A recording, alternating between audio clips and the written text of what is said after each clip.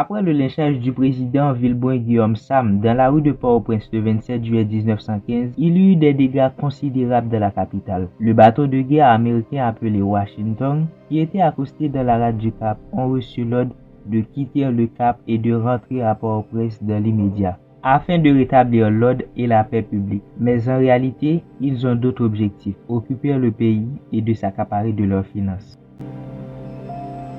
Le 28 juillet 1915, à bord d'un équipage de 330 Marines ayant pour chef Amiral Caperton, ils sont arrivés dans la capitale. Le débarquement a été fait à Bisouton de la marine haïtienne sans aucune difficulté. Sauf un jeune soldat nommé Pierre Sully qui voulait défendre sa patrie. On lui avait ordonné de vider les lieux, mais il refuse de déposer les armes, en préférant mourir pour sa patrie que d'obéir aux ordres des soldats américains.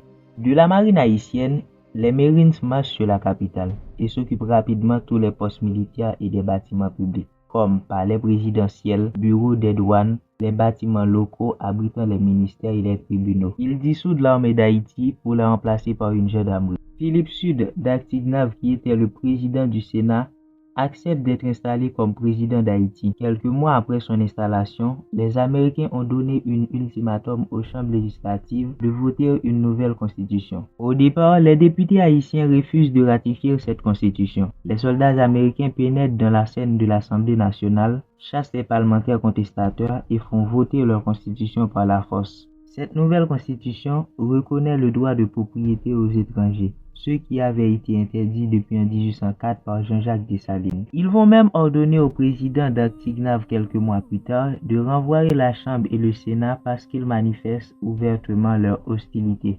À la tête de chaque administration, on place un fonctionnaire américain appelé conseiller.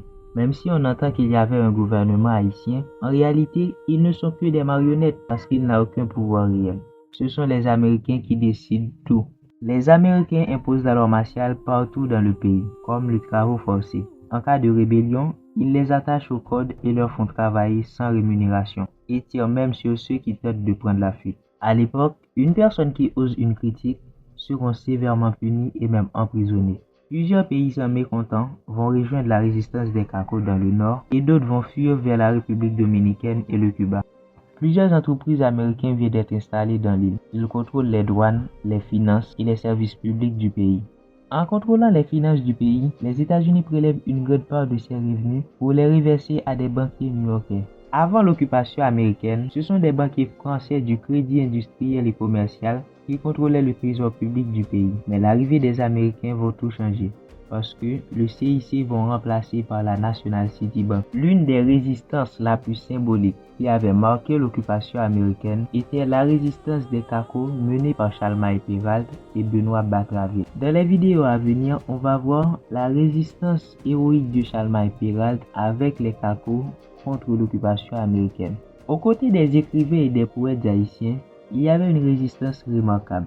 Dans ses écrits et dans ses poèmes, il réclame le départ des Américains. Et en termes de réalisation, les Américains réalisent quelques infrastructures dans le pays, comme la construction des routes et des bâtiments publics, tout en expropriant les gens et imposent le travail dans des conditions qui sont proches de l'esclavage.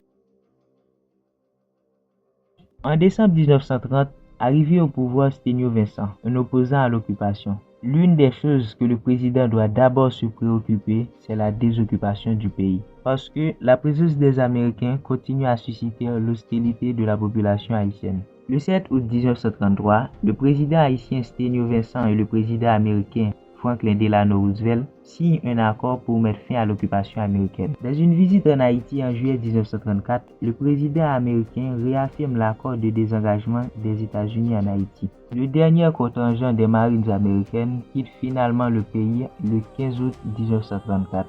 Après 19 ans d'occupation, de torture, de ravages économiques, et ils ont contribué à plonger le pays dans le chaos que nous paierons le prix jusqu'à présent.